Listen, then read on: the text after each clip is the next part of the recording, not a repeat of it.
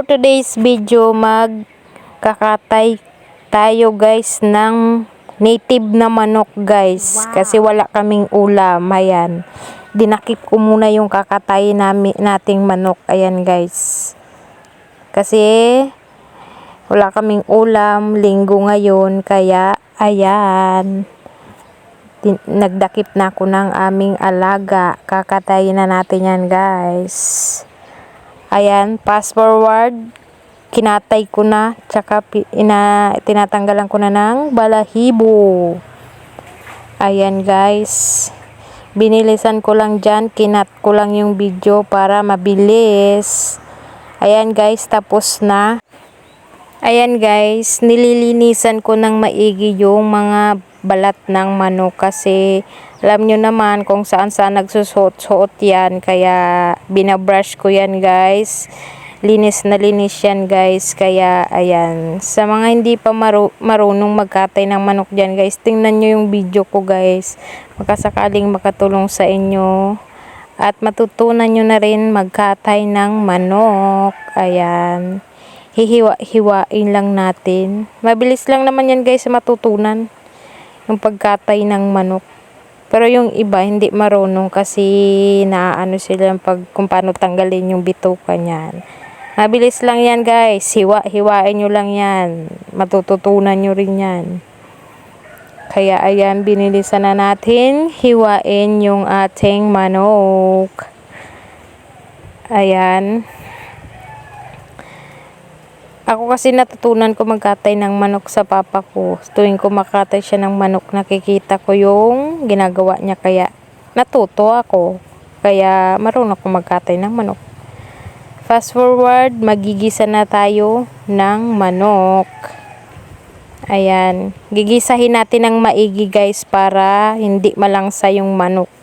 Gusto ko kasi sa manok yung gisang-gisa sa mga ano niya, sa luya ba, tsaka sa sibuyas, tsaka sa bawang, para hindi malangsa yung ating tinulang manok. Kasi pag yung iba kasi hindi masyadong nalalangsahan ako guys, kaya ayan, gigisahin natin yan ng maigi para mawala yung langsa. Dinamihan ko ng luya dyan guys, tapos hindi ko lalagyan niya ng tubig, patutuyaan ko yan guys para gisang-gisa talaga siya. Ayan, naglalagay na pala ako ng pangpalasa dyan guys, kasi parang habang kumukulo sa sariling mantika yung manok natin, nanunuot yung lasa niya guys sa laman ng ng manok guys. Ayan, hahantayin lang natin nga matuyuan yung ating tinulang manok bago natin lagyan ng tubig na wasa guys. Kaya ayan, hinahantay ko lang na matuyuan yan dyan guys. Nilagay ko na yung papaya para lumambot na, kasi yung manok mabilis lang naman yan maluto kasi bata pa yan guys. Kaya ayan, hantayin lang natin matuyuan kasi mas masarap na tuyong-tuyo talaga yung tubig ng manok. Kaya ayan, hinahantay lang natin. Ayan, nilalagyan ko yan ng tanglad guys kasi pang pabango tsaka pang pasarap na din yan. Hinalo-halo lang natin yung ating ginigisang manok. Ayan, tuyo na guys, lalagyan na natin ng nawasang tubig.